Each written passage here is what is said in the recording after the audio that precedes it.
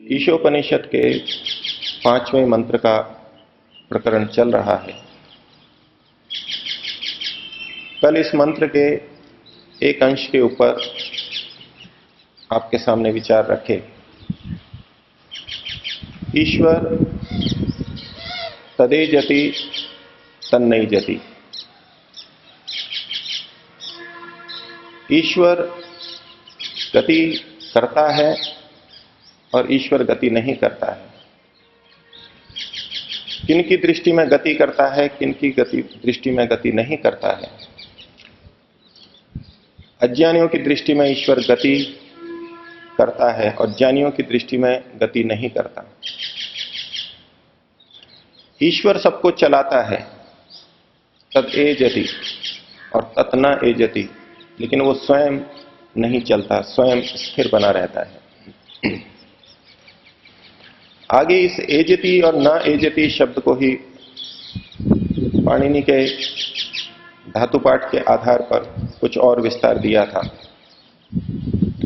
कि एजरी धातु कंपन अर्थ में है, एजरी कंपने, और कंप धातु कपि चलने, चलन अर्थ में है। और चल धातु के फिर अनेक अर्थ धातुपाठ में बताए गए। एक है चल कंपने, कपि चलने चल कंपने, चलने का अर्थ फिर वही कंपन दे दिया गया। दूसरा अर्थ दिया गया चल श्लेषण क्रीडनयो, चल विलसने। चल का मतलब है क्रीड़ा करना और खेल करना। इस दृष्टि से जब हम परमात्मा को देखेंगे तो खेलने के भी दो अर्थ करके विचार करें तो एक खेलने का अर्थ है कि ईश्वर बड़ी सहजता से इस सृष्टि को बना रहा है बिना परिश्रम के। तो ज्ञानियों की दृष्टि में तो ईश्वर खेल रहा है, तद एजति, बड़ी सहजता से सृष्टि को बना रहा है। लेकिन अज्ञानियों की दृष्टि में ईश्वर न एजति, खेल नहीं कर रहा। उसको पता नहीं कितना श्रम, कितनी मेहनत, कितनी बड़ी सृष्टि को लोक लोकांतरों को बनाने में लग रही होगी, ऐसा वो समझ सकता है।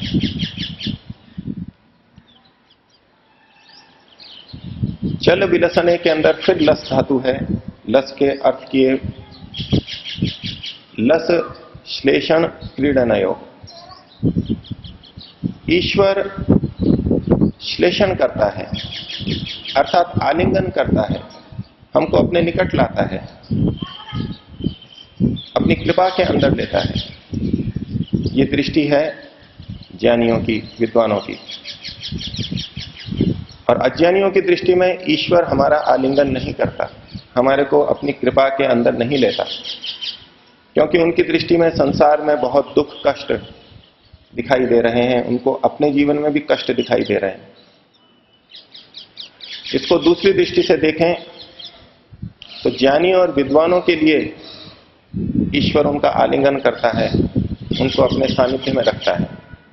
और अधर्मात्माओं की दृष्टि से, अविद्वानों की दृष्टि से देखें तो ईश्वर उनका आलिंगन नहीं करता, उनको अपने सानिध्य में नहीं लेता।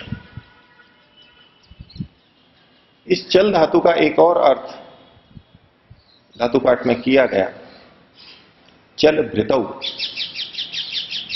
भृति का अर्थ है, स्वामी दयानंद जी ने जो अर्थ किया वो भी पाणिनि के अनुरूप किया। भृति का मतलब है बढ़ाना और पुष्ट करना। भृति शब्द में जो भ्रीय धातु है उसके लिए फिर पाणिनि जी कहते हैं धारण और पोषण। भ्रीय धारण पोषण है, धारण करना और पोषण करना। इस दृष्टि से अर्थ करेंगे तो तदे जति तन्नई जति। तदे जति, ईश्वर इस संसार का, संसार के प्राणियों का पोषण कर रहा है और इन सबको धारण भी कर रहा है। विद्वान कहेगा कि ईश्वर हमको सतत धारण और पोषण कर रहा है, लेकिन अविद्वान कहेगा कि ईश्वर कहां धारण और पोषण कर रहा है। हम अपने पेट की भूख स्वयं अन्न उत्पन्न करके पूरा करते हैं, स्वयं कमाते हैं, खाते हैं, पीते हैं, व्यायाम करते हैं, घर बनाते हैं, कपड़े बनाते हैं, दूसरों की सेवा करते हैं। इस प्रकार हम परिवार का और समाज का धारण पोषण करते हैं, हम करते हैं। यहां जो एजरी कंपने धातु है, तद ए जति तन्नई जति, इस एजरी धातु का भी एक और अर्थ पाणिनि ने किया है। एक शब्द, एक अर्थ हमने देखा एजरी कंपने, ए जति। दूसरा लिखा उन्होंने एजरी दीप्तौ। दीप्ति के अर्थ में भी एजरी धातु है, लेकिन व्याकरण की दृष्टि से ये आत्मनेपदी धातु है। जब एजरी दीप्तौ करते हैं तो आत्मनेपदी धातु है, और एजरी कंपने है ये परस्मैपदी धातु है। तो यहां जो तदे जति तन्नई जति शब्द बना हुआ है ये परस्मई पद का बना हुआ है। इस दृष्टि से यहां एजरी कंपने अर्थ सीधे सीधे हमको प्राप्त होता है, लेकिन वेद के अंदर भिन्नताएं भी रहती हैं। व्याकरण की दृष्टि से उसको व्यत्यय बोलते हैं। यहां पर पद का व्यत्यय भी हो सकता है। हम इस दृष्टि से देखें कि ये आत्मनेपदी धातु भी परस्मैपदी रूप में प्रयुक्त की गई है, तो हम देखेंगे एजरी दीप्तौ, कि परमात्मा दीप्त होता है, प्रदीप्त होता है, और तत्न एजति, वो परमात्मा दीप्त प्रदीप्त नहीं होता। दीप्ति क्या होती है, उसके लिए फिर वही खोला उन्होंने शब्द दीपी दीप्तौ, वही दीप्ति अर्थ ही है वहां पर भी। महर्षि इसका अर्थ लिखते हैं प्रकाशित होना। एजरी दीप्तौ का मतलब है प्रकाशित होना। तो अब हम इस पंक्ति को देखें, तदे जति तन्नई जति, वो परमात्मा प्रदीप्त होता है, प्रकाशित होता है, और तत्न एजति, वो परमात्मा दीप्त और प्रकाशित नहीं होता। फिर वही रहस्य की बात आ गई कि दोनों में से कैसे ठीक है। एक हम सूर्य का प्रकाश देखते हैं, दीपक का प्रकाश देखते हैं, वो प्रकाशित होता है, दीप्त होता है। तो कुछ लोग मानते हैं कि ईश्वर में इस प्रकार का प्रकाश है। ईश्वर सूर्य के समान, उगते सूर्य के समान लाल अरुणिम आभा वाला है, और वो ये कहते हैं कि ध्यान में हमें ये रंग दिखाई देता है, और इस रंग को दिखाई देने से वो ईश्वर का साक्षात्कार, ईश्वर का प्रकाशित होना मानते हैं। आदित्य वर्णम तमसः परस्तात् इत्यादि बहुत से प्रमाण भी प्रस्तुत करते हैं कि परमात्मा को आदित्य के वर्ण का कहा गया, सूर्य के रंग का कहा गया। एक दृष्टि है कि ईश्वर तदे जति, वो दीप्त होता है, प्रकाशित होता है, इस रंग में दिखाई देता है। लेकिन दूसरा पक्ष कहेगा तत्न एजति, वो दीप्त नहीं होता, वो इस तरह से प्रकाशित नहीं होता। सूर्य की तरह, दीपक की तरह प्रकाशमान वो ईश्वर है ही नहीं। ये प्रकाश तो अग्नि का है, एक भौतिक पदार्थ का है।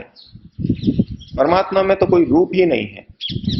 यदि हम ईश्वर में ये रंग मान लें तो हमको ये भी मानना होगा कि ईश्वर में रूप है, ईश्वर रूपवान है, ईश्वर साकार है। तो विद्वानों की दृष्टि में तो ईश्वर निराकार है, उसमें कोई रूप नहीं है। वो कहेंगे कि तत् न एजति, वो दीप्त नहीं होता। ये जो हमको प्रकाश दिखाई देता है ये किसी और चीज का है, ये प्रकृति का है। ध्यान में ऐसी अवस्थाएं आती हैं, तरह तरह के रंग प्रकाश दिखाई देते हैं, लेकिन ये सारे प्रकृति के हैं, ये सारा खेल प्रकृति का है। इसको ईश्वर के साथ नहीं जोड़ें, नहीं तो ये भ्रांति मन में आ जाती है कि मैंने ईश्वर का साक्षात्कार कर लिया। वो प्रकाश दिखाई दे जाता है और कहते हैं कि हमने ईश्वर का साक्षात्कार कर लिया। लंबी ध्यान साधना की बात छोड़ें, तो कहते हैं कि आपको हम अभी ईश्वर का साक्षात्कार कराएंगे, अभी करा सकते हैं, हमारे पास ऐसी शक्ति है। भक्त कहता है कि करवाइए, सामने बैठा देते हैं, आंखें बंद करवा देते हैं और आंख के एक कोने पे दबाव देते हैं उंगली से या किसी चीज से। हम भी कभी दबाव देकर के देखेंगे थोड़ा अधिक, तो अंदर एक प्रकाश गोल गोल जैसा दिखाई देगा। कहते हैं देखिए ईश्वर प्रकाश स्वरूप है, दीप्त होता है, ये आपको ईश्वर का साक्षात्कार हो गया। और वो भ्रांति में रहेगा और वो सोच लेगा कि मेरे को ईश्वर का साक्षात्कार हो गया। सब कुछ दंड फंद करते हुए, कोई वैराग्य संयम ना होते हुए भी उसको ईश्वर का साक्षात्कार हो गया। गुरु की कितनी कृपा है। और भ्रांति में रहेगा कि मेरे को ईश्वर का साक्षात्कार हो गया, ये दूसरे लोग तो भटक रहे हैं, साधना कर रहे हैं वर्षों से, ये तो भटक रहे हैं। लेकिन विद्वान कहेगा नहीं, ईश्वर ऐसे प्रकाशित नहीं होता, वो दीप्त होता ही नहीं है ऐसे। दीप्ति का प्रकाशन अर्थ एक दूसरे संदर्भ में भी देखा जा सकता है। प्रकाशित होने का मतलब है प्रकट होना। जैसे कि पुस्तक प्रकाशित हुई, वो कोई दिए की तरह नहीं जलती, सूर्य की तरह प्रकाशित नहीं होती। और प्रकाशित का अर्थ है प्रकट होती है, प्रस्तुत होती है, उस रूप में लोगों के सामने आती है, प्रकट होना। प्रकाशित होने का मतलब है प्रकट होना। तो तदेजति तन्नईजति, वो ईश्वर प्रकट होता है। और दूसरा कहता है तत् न एजति, वो प्रकट नहीं होता। अनेक साधक धार्मिक व्यक्ति कहते हैं कि ईश्वर ने मेरे को सपने में प्रकट होकर के दर्शन दिए, मेरे घर पे आए, मेरे सामने प्रकट हुए। तो उनकी दृष्टि में है कि ईश्वर तदेजति, ईश्वर प्रकट होता है, ऐसे आकर के दर्शन दे देता है। ये अज्ञानियों की दृष्टि हो गई। और विद्वानों की दृष्टि हुई कि वो इस तरह से प्रकट नहीं होता। स्वप्न में किसी मनुष्य का शरीर धारण करके रूपवान व्यक्ति बन करके आता हो, ऐसा वो नहीं होता। प्रकाशित होने का प्रकट अर्थ ही लें तो नास्तिक कहेगा, अधार्मिक व्यक्ति कहेगा कि ईश्वर तो कहीं दिखाई नहीं देता, ईश्वर कहां प्रकट है, प्रकट होता तो हमको दिखाई देता। प्रकट तो ये प्रकृति है, प्रकृति से बने पदार्थ है, मनुष्य है, प्राणी है, ये सब प्रकट है। लेकिन ईश्वर तो प्रकट नहीं है, कहीं दिखता ही नहीं है, कहीं आभास ही नहीं होता उसका।